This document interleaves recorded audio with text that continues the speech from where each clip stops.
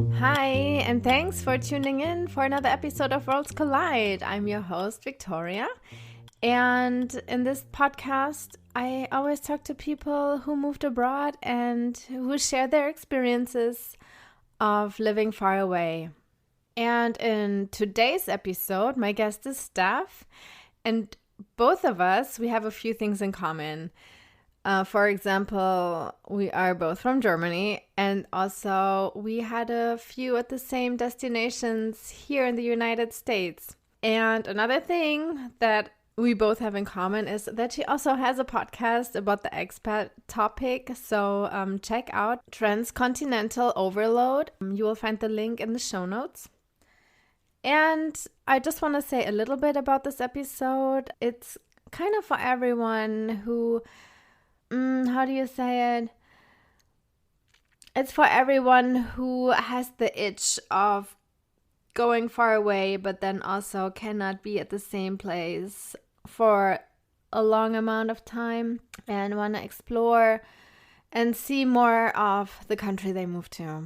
So here's Steph's story, how it came to moving around a lot in the United States and how she felt leaving the places behind and how she adjusted to new places. All right, here's the full conversation. Here's Steph.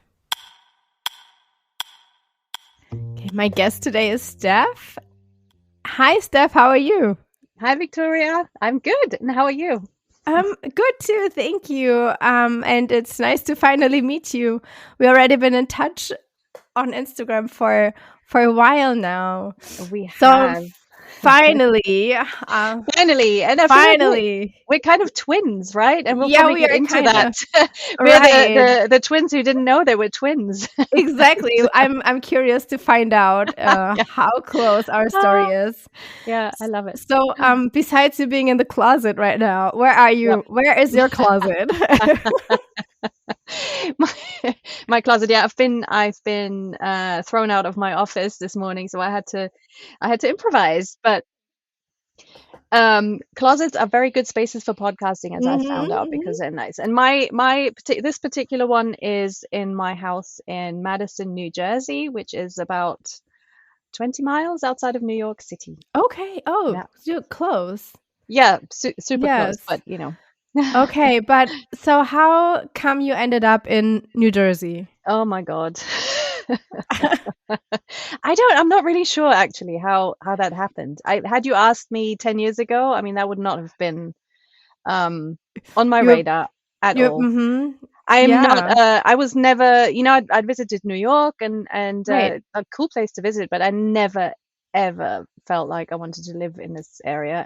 But the same thing happened with Texas. So before this, we Uh-huh. were in Austin, which is the other Yeah. twin thing we have in common. Uh-huh. And also that was not on my radar, Okay. like ever. But life is full of surprises, and we were in Austin for a while, and my husband actually took a job on the East Coast, and then I see. he was commuting from Austin. So Oh, he would be like spending the week. Yeah, I mean, he would work from home too, but he would be right. like, sometimes he would be gone for 2 weeks and then come back. Right. And then so that was what was going on. We didn't really want to move. And then in the pandemic, he was home. He didn't commute because you couldn't get on a plane. And Mm-hmm. then we were like, actually, we don't like this kind of spending time, because it's for a family. It's not Right. fun to be in constant flux. And then he would come home at the weekend and be exhausted. Yes. And we'd be like, let's do something. And so and then 2.5 years ago, then we made the move. We were like, let's just do it. Our oldest had moved out, Mm-hmm. and our youngest was kind of struggling in school and Okay. public high school, and we knew we had to change something, and it kind of felt like the right time. And I, Okay. being the eternal nomad, we Mm-hmm. started out in California, then moved to Texas. And I kind of felt like this would be really cool to say I've lived in all these places, Yeah, and yeah, West Coast, totally. Middle, and East Coast. And so just for a kind of from a romantic point of view, I was like, yeah, let's do it. Why not, get to know New York for a while. So Yeah. that's it in a nutshell. Okay, so let's start all the way back. So first you came to California, and Hmm. why? What was the Again, reason? that was my husband. So I keep blaming him for all these moves, Uh-huh. but I have to say, because people always say, "Oh my God, you did so much for him." It's like, no, no, no, no. We did always make the decisions together, but Mhm. the kind of starting point was always work. So we Uh-huh. before I lived in the US, I lived in the UK Mhm. for 11 years, I think. I And see. Uh-huh. it's where I had my children. Well, that's where I met my husband. That's where I met children.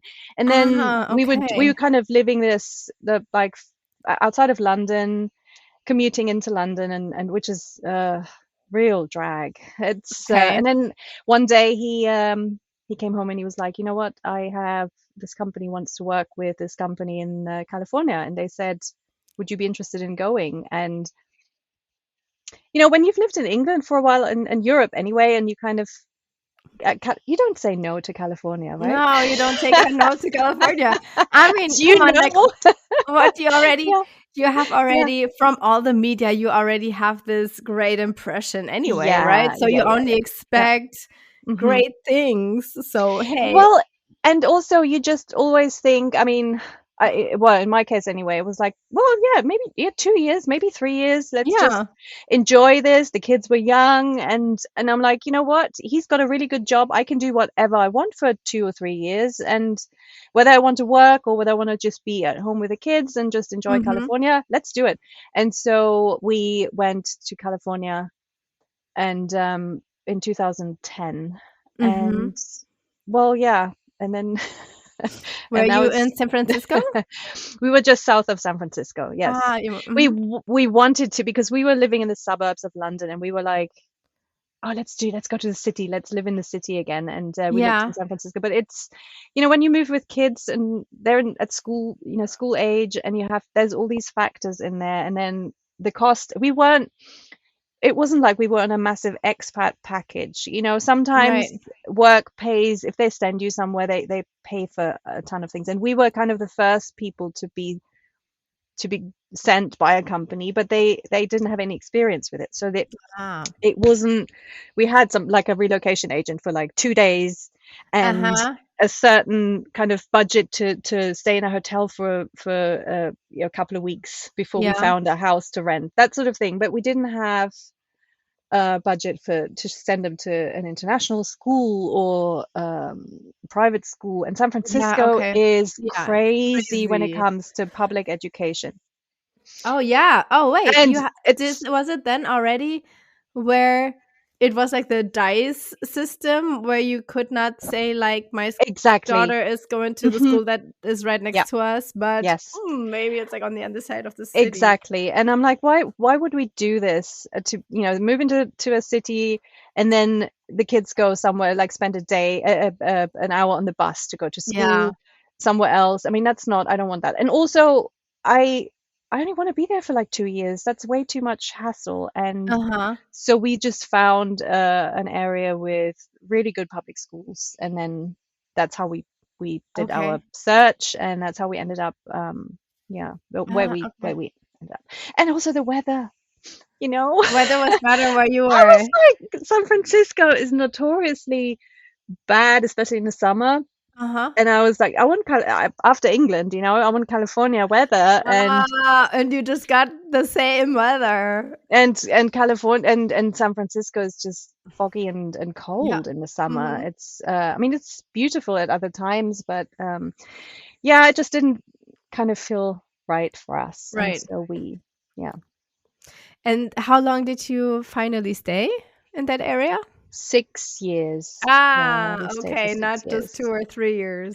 No, Uh-huh. I keep meeting people who go through the same, and who say, oh yeah, 2 years, maybe three, and then fast forward 15 years and they're Yeah, still yeah, there. And so yeah, and I think it's a very hard area to leave. it is. Just there's so Ah, many amazing things about it.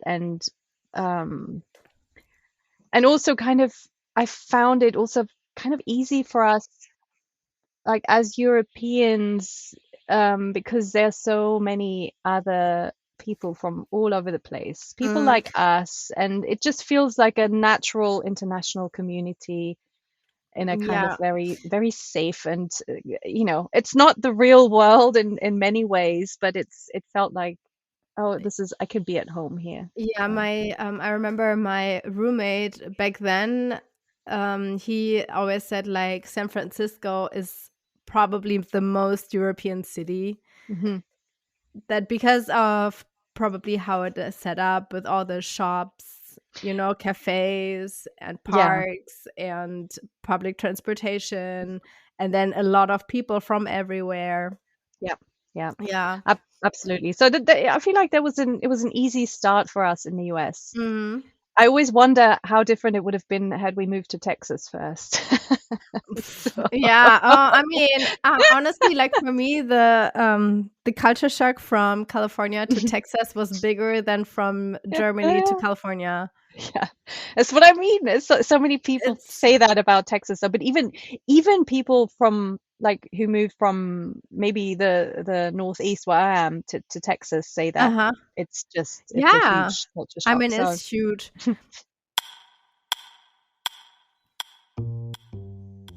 Was it then also your husband's work while you moved to Austin? yes, it Uh-huh. was. So I used to work in publishing in London, so I Mm, was working as a translator and copy editor mhm, and all that sort of stuff. And I kept in touch with them. I kind of, when I had my kids, I didn't work full time, uh, mhm, and but I kept, well, they kept me on a freelance basis. So I had a few contacts, and so when we were in California, I still worked for them, and then for mhm, another few people, and did some other stuff. So I always made sure that the things I did were all location independent. So I could be, uh-huh, give me a laptop and a coffee shop, and I can work. And so that made it easier because then it's like he got a new job in Austin. mhm. He was looking all over the place because we were getting a little bit sick of the Silicon Valley Yeah, thing, uh-huh. Yeah. and just felt like it we couldn't see ourselves really putting roots down there, and so he was kind of getting, and then the management of his work changed, and he's just like, I need to leave, I need to do something else. And then we were like, Uh-huh. well, at that point I was like, well, how about we go back to Europe? Oh, And okay. You were even so thinking that. Okay. I was really, I thought maybe our US adventure is done and maybe we should go back. And then, but yeah, it's not so easy after all those years. And he then got a job offer in Austin, and I still remember because I was like, I am not moving to Texas. Ah, It's like, yes. what, are you Okay. crazy? Uh-huh. And yeah, and then a few months later we moved. So he took me he took me to Austin, Ah, and I was okay. like, oh, this is not what I thought Texas was Yeah. going to be like. And so I was kind of like, yeah. And again, it's this, I have this, I do get itchy feet every few years, and I do love exploring a new place. So it was kind of Mhm. like, yeah, maybe I can do this. So you were also in Austin for 6 years then? And yes, kind of. But yeah, Uh-huh. altogether, I think we arrived in 2016. Yeah, Okay. that's right, because that was Trump. That was that year of Oh, yeah. the whole, and Brexit and everything Oh, happened that yeah, year. yeah. Oh, God. And we left in 2022, years, so 6 years, but we did go back to the UK in between. Ah, you So did. that's another, yes, it's another. Wait, so and Mm, then did you when you went back to the UK, you thought you're gonna go for good? yeah, Oh, and then how long did you stay in the UK? a year. A year. Why was that? Many, many, many reasons. Mhm. There were so many reasons. I think it was a very quick decision to go, and then without really thinking things through. And you know how you can't do an international move just like that. You have to really be planned, and it's just like, it's insane. And for some reason, I thought, oh yeah, we can do it. And I was so, because I feel like that. So we were only in Austin for a year, and when I thought Ah, I need to, I'm not sure I can do this. uh-huh.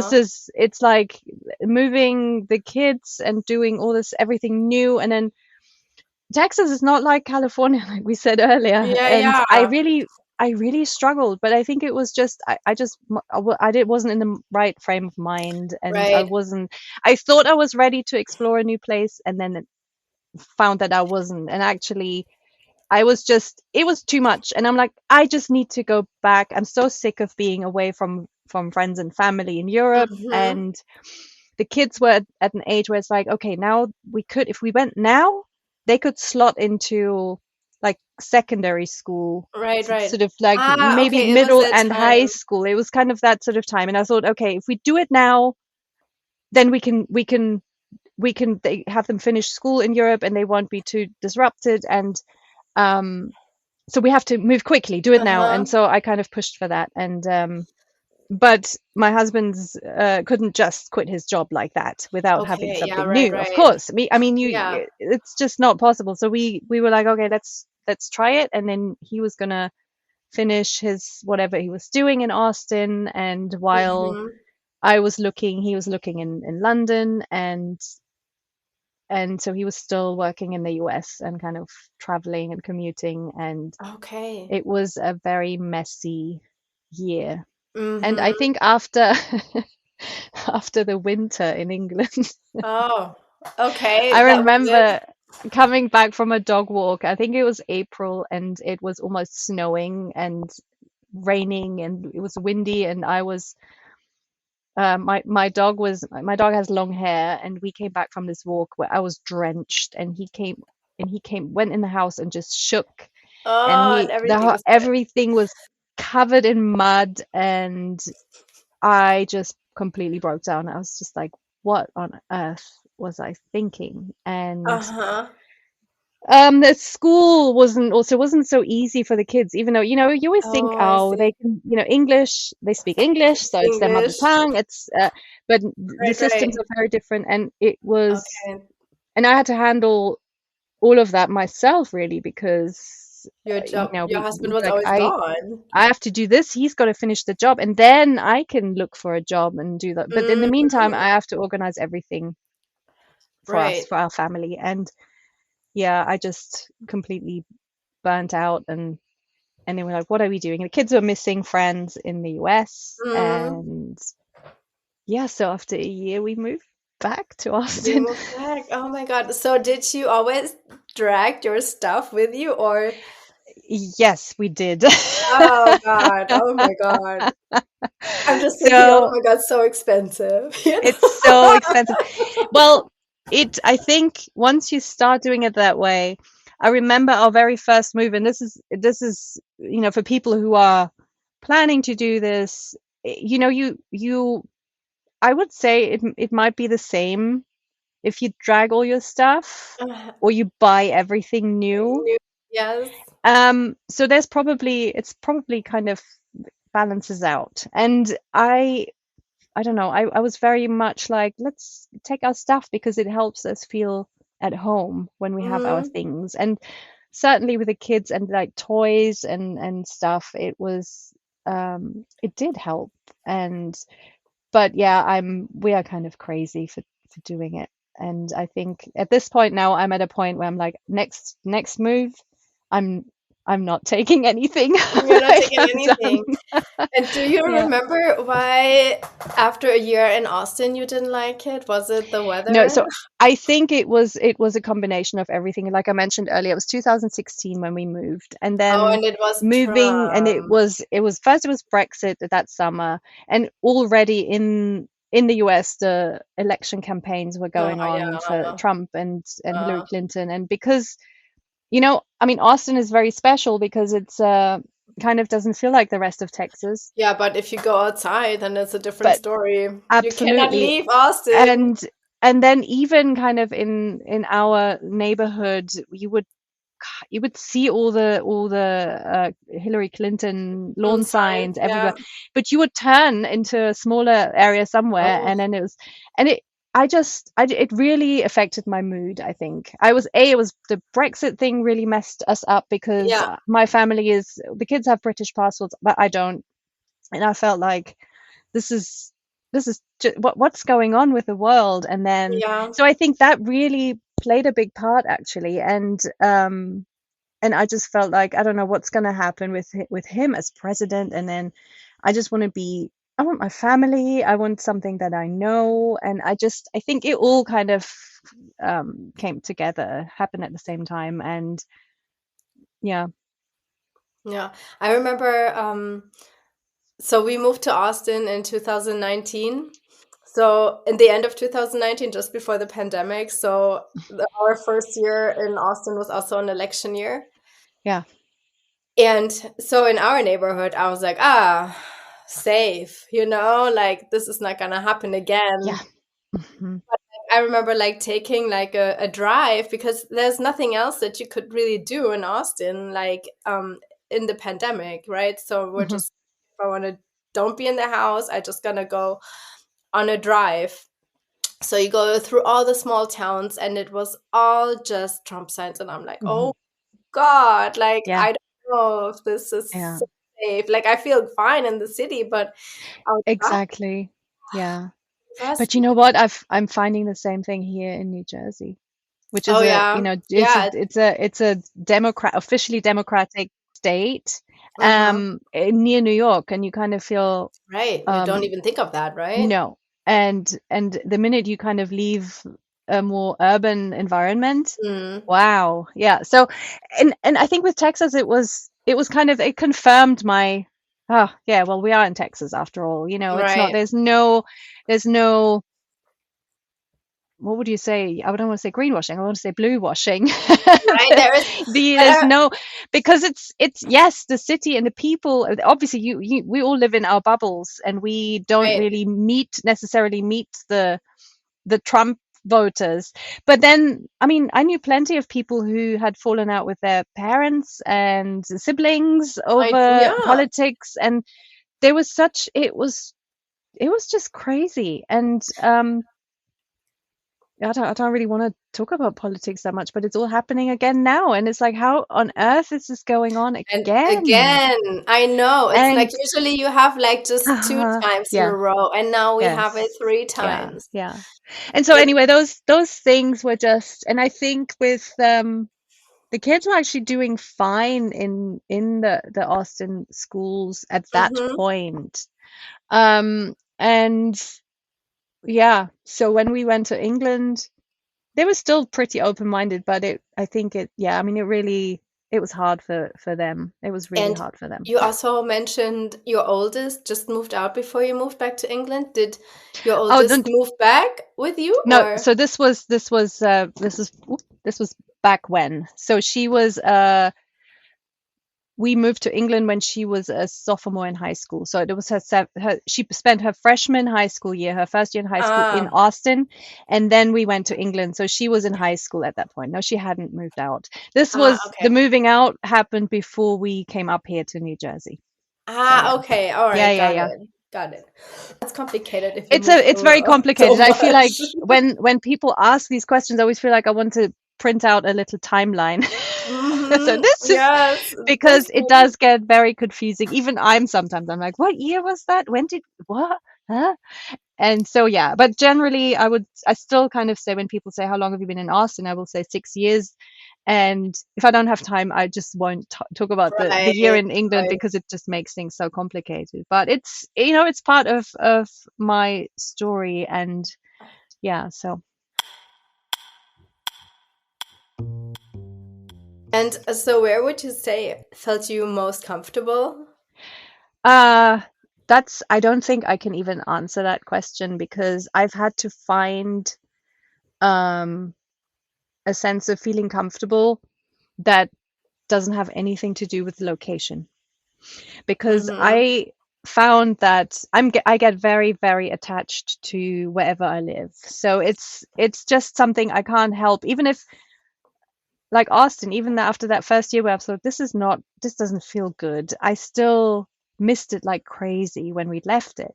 And Ah, so I get very, very attached to a place, and like physically, it feels painful sometimes to think about places. I really, it's it's not an easy thing. So I realized at some point that if I needed to find a different way of looking at it, and if I could get to a sense, to a level of comfort that was just in me and my family, maybe, then I could cope. I just couldn't mm, let myself get so drawn into a place. I mean, I still do. It's like I go and visit those. I go to California and I just get this visceral sense of, yeah. oh my God, I miss this place so much. And the same happens with Austin every time I go. Oh, So it's just, and when I go back to Germany, to my hometown, and I feel instantly like a deep connection. And I okay. think I just feel that to every single place. So I couldn't pick one over the other. So you've been away from Germany for then, More than half my life now. yeah. Yes. Is there even like things you miss? Um, yeah, yes, of course. But it's also strange. Well, my most recent trip to Germany was just a month ago, and I went to see my sister who lives in Hamburg. I Mm-hmm. grew up in the south, so I've only spent a few days of my life in Hamburg, and so Mm-hmm. I felt very much like a tourist. Yeah. And I didn't even feel like it was kind of my home country. It's very different. And then I got on a train, and I took the train from Hamburg to Munich, and I as I was looking out the window, I thought, this is really not my country anymore. I Uh-huh. don't Yeah. feel connected to it in that way. But Mm-hmm. then I, and I grew up in a really, really pretty area in Bavaria, Okay. outside of Munich. There's big lakes, and you see the Alps on a Mm-hmm. clear day, and it's just very picture book perfect in a way. And Okay. so as soon as the train got to an area where I could glimpse the lake, my heart just did a little like, oh wow, home. Oh And it yeah. was not until that moment where I could see the lake like glistening through the trees. It was like this moment of, oh, yeah. So then I kind of I get that sense of connection and belonging, and I do miss I do miss that. And but in a way now I feel like it's kind of in the same way that I I can close my eyes and imagine it and feel really these kind of pangs of homesickness in some ways, Mm-hmm. but it's not really that much different to other places I've lived. So Mm-hmm.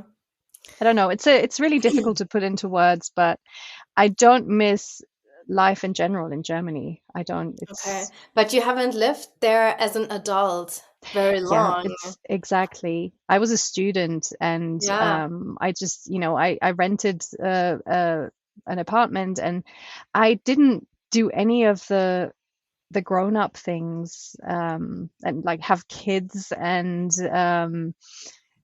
buy a house and stuff, like, just Right, right. I never did any of that in Germany. And I've always said, if we moved back to Germany, I would be like a foreign Foreigner, yes. person. I would probably follow some expat accounts Right, on yes. Instagram, I mean, just to guide me of what to do, because I wouldn't know, and people would expect me to know, but I wouldn't. I'd be like, I'm foreign. It's funny, like I remember last year, I went shopping to DM. Oh It's like yeah. a Hmm. supermarket, like at a Yeah. drugstore. Hmm. And you have those membership cards, the what's it called? The Oh yeah. Yeah, you get anyway, and points, yeah, you get and points. And hmm. so the cashier asked me, "Do you have that card?" I'm like, "No." It's like, "Why not?" I'm like, "I Yeah. don't live here." Yeah. And she was like, "But they have it somewhere else too." And I'm like, "Yeah, sorry, Mm, I no. don't live here in this continent even." Yeah. you know? Yeah. She's like, "Oh." Yeah. Because it's like funny, like obviously you speak the same language, Hmm. but Yeah, yeah, I people don't don't know. People don't get it. Don't get it. Yeah. And do you still have an accent when you speak German? From your region? Oh, depends on who I talk to. So I Okay. was talking to a German guy on, well, we recorded the podcast in English, but Uh-huh. after that we chatted, and Sure. he has a Bavarian accent, so my Uh-huh. I was slipping into that too, and it really depends on who I talk to. Funny. I talked to neighbors of my parents, Hmm. and they told me that I don't even speak how they how I used to speak. Because I Oh. mean, I'm from the West, so I don't Hmm. even think we have like a strong accent or anything. But Yeah, of course, there's like a little bit of yeah. a What wording area? or What area did you uh, grow up in? Ruhrpott. Okay. Yeah. Um, Yeah, but I honestly think people, you don't do it really I think subconsciously people pick up on the yeah, way, so I and guess, just tiny yeah. little things, and to place people, and in Germany, because Germany is so, there's so many different accents and Mhm. dialects, and I think, yeah, we might not even hear that anymore, but No, I mean, I don't even hear it, mhm. but apparently, like, I only speak now standard Hochdeutsch. Ah, So, oh, okay, I mean, with it me just happened. it's always when people, like, even if it's like when I was in Hamburg, you kind of adapt. I don't know, maybe it's just me, but I You adapt to the Nordic yeah, just to any dialect. whatever's around me. Sometimes there are people who will have a very strong accent regardless of where Uh-huh. they are, and all that, but that's not me. I've always been like a little I chameleon. can I can relate to this. Like when I was 20, I had a boyfriend from England, Hmm. and I've never been to England, but I had such a strong British accent. Yeah, So, yeah, but yeah. I think it's just an automatic thing that happens when you. It's something to do with the, like, your brain, and how it's supposed to be, I think, the musicality of the language or something, Ah, that yeah, you, yeah. and some people pick up on that more than others, and Yeah. yeah. But I mean, this is now, my accent has been messed up by every place I've lived in, kind Do of, you have or now like influenced. a New Jersey accent, New Yorker accent? No, I think that's the one I'm probably least keen to adopt. Okay.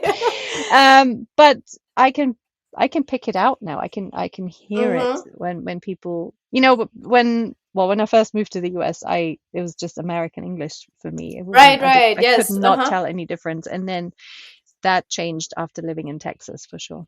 Oh, for sure. Yes. So, yeah. So what did you always do for work in the A US? lot of different things. I kind of always did, I always did translation work and Mm. writing stuff, up until about 5 years ago. I think when we came back to the US from England, I decided I needed to um, get a job outside of the house that would get me out. I I see. decided that sitting at home in my office or at the kitchen table with a laptop, and not while the kids were in school, wasn't the healthiest way to make new connections and friends. Right. And I kind of realized that I was sheltering myself away, and that wasn't good for the psyche. And um, so I've done a lot of different things. In California, I volunteered as an art teacher Ah, at uh-huh. schools, because I mean, you know this from in California, the public education system relies so heavily on parent Volunteering. funding, Uh-huh. it's almost like there's never money for music and art. It's Ah, all okay. STEM. It's all kind of going into, every child Mm-hmm. has an iPad, but there's no art education Mm-hmm. unless it's, so there was this amazing organization that someone founded, and it was all parent volunteers. So it's the school district funded the the staff running it, so like two people organizing it and running the classes and coming up with all that. But everything else, like the syllabus, all the training of art Okay. volunteers, everything happened on a voluntary basis. And so I did that for a few years, and I loved it. Didn't earn a penny, but Uh-huh. yeah, it was an amazing way to meet Okay. people and to be kind Mm-hmm. of part of the community, you know. Mm-hmm. So that was my absolute favorite. Okay. I also I did children's yoga for a while. Uh-huh. So, Also part and of the school? no, that was through the YMCA. Ah, okay. Yeah, so I did that, and actually I went to schools, like school after school clubs and things like that. So I did that for a while, and then in Austin because in Texas, funnily enough, they do have money for art and music. So there Yeah, were no there funny, was no right? parent. Yes, it's like you really don't expect it. Although no, Austin is so artistic, so you kind of think, of course, they would put money Into into the music. schools. Yeah, I mean, here is too, the Hmm. schools are Yeah, very well. yeah, I mean, yes. who knew, right? That's exactly. It's really, and it's funny how you don't expect certain things. I would have expected Exactly. California to be like that, and yeah, that was a bit eye-opening. And in Texas, I actually worked at Anthropology, Oh, you did. Like downtown? clothing, and no, the one in the Domain. Ah, right, Yeah, and I did that for a few years, just part-time because it got me out of the house. So right. I still did some, writing work Mm-hmm. from home, but I was also out, and yeah, I loved Out it. to meet people. Yeah, yeah. Kinda, right? I understand, like, I could not be at home all the time either. Hmm. I mean, I do, but but it would help Yes, so much if you're like surrounded by other people. So I'm always do not 100% agree with the people that work from home all the time. For me, it would be like, hey, don't you want to see some other faces? yes, Get out of yeah, the house sometimes. yeah, yeah. And I guess it's different if you do a job where you are constantly talking to people, because I'm finding podcasting doesn't feel so lonely because you always talk to people. Yeah. But when you're working on a translation, Then you it's need silence, right? You need yeah, to. and it's just so I would take myself to cafes and places like that to just so that I was surrounded by people. But Mhm. yeah, so pros and cons to all of that. But I think when you are new in a place, it's just you can't beat going out and Yeah, working in some especially way. because you Uh, also need to see other people than just your family, yes. Then you have never anything to tell. And yeah, exactly. And also because that's how you get to know a country, and Yeah, you how people, and like you said, sometimes you might not they might not be your people or your sort of bubble, right. but that's what you need to experience, and you need to hear the different views, and just yeah. So Talking about like cultural differences, was there anything that was hard for you to get used to? what, the US in general?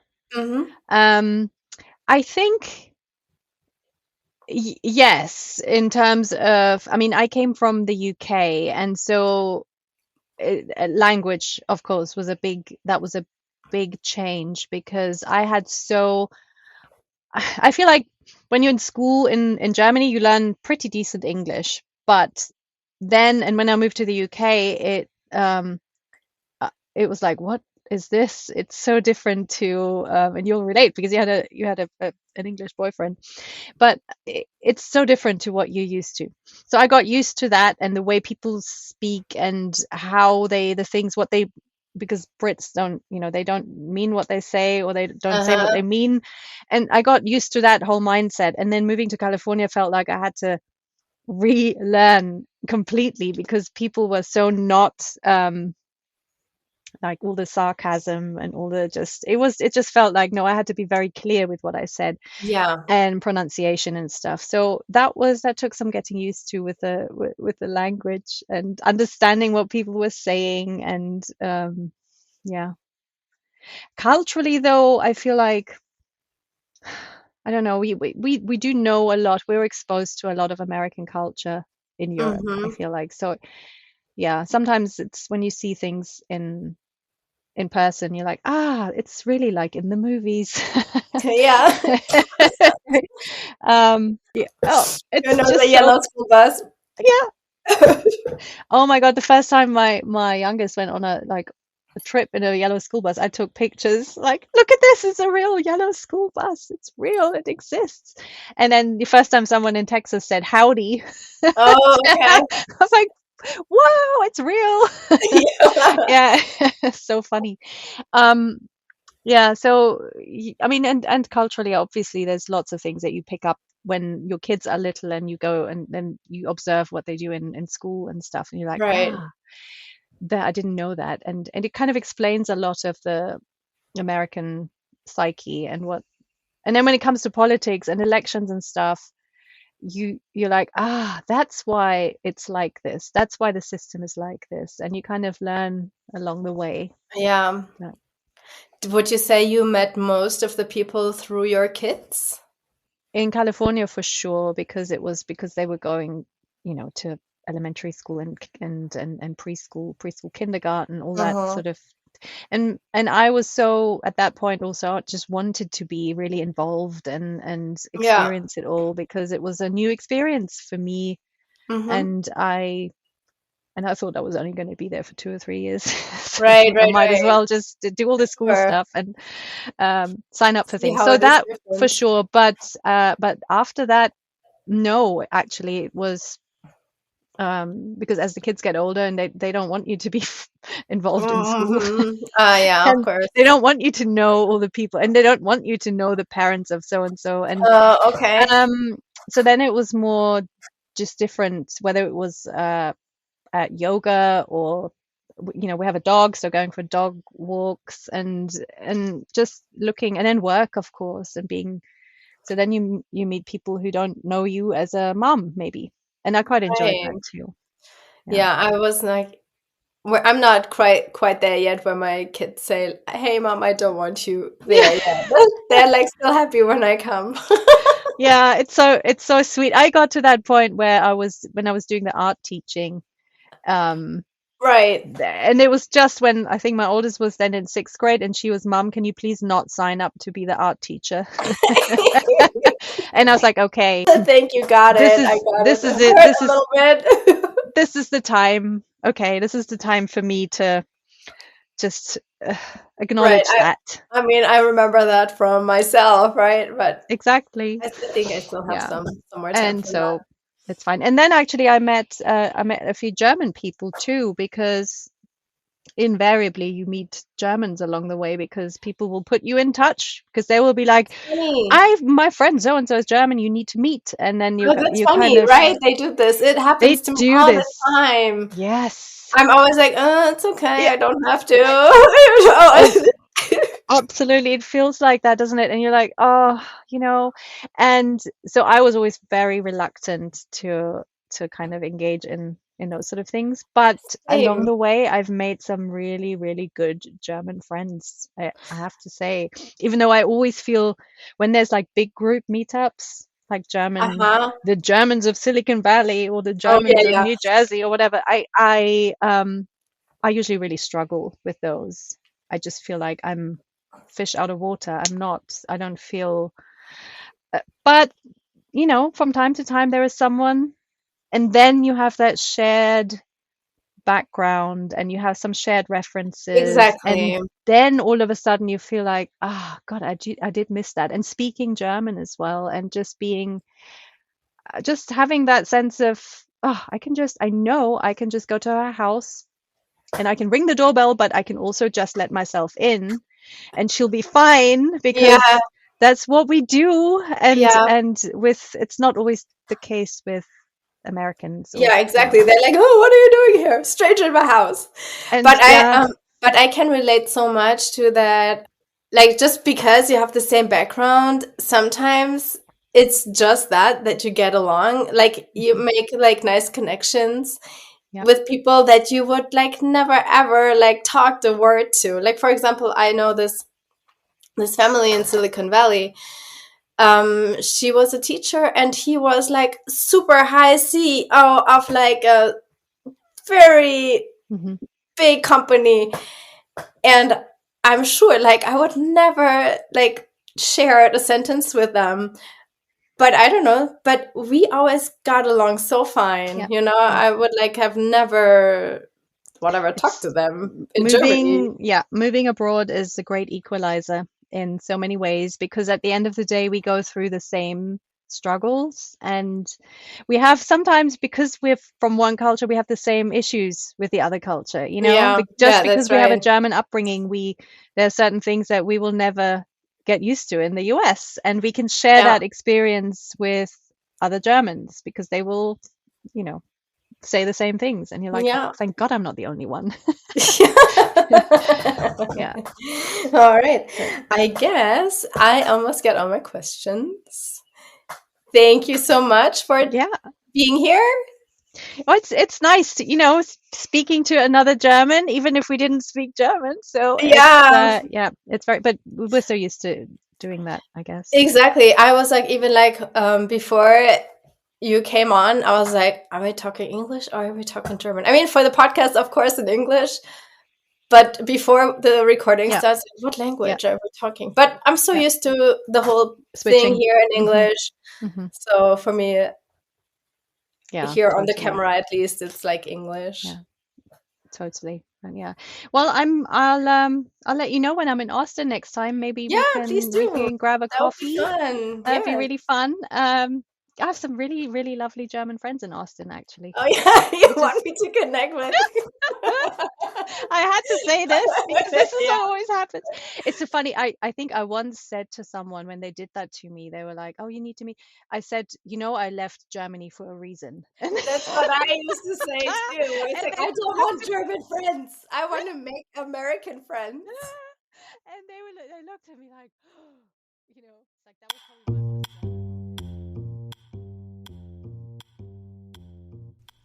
That was my conversation with Steph. Thanks again for being on.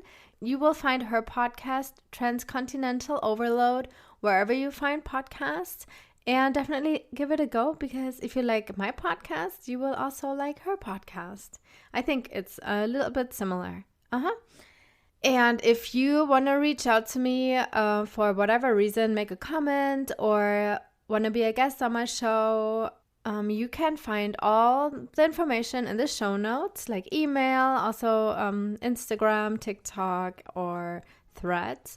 And if you like this podcast, then don't forget to give it a 5-star review wherever you listen to your podcast. And don't forget to push the follow button in the corner of your app so you will never miss a new episode.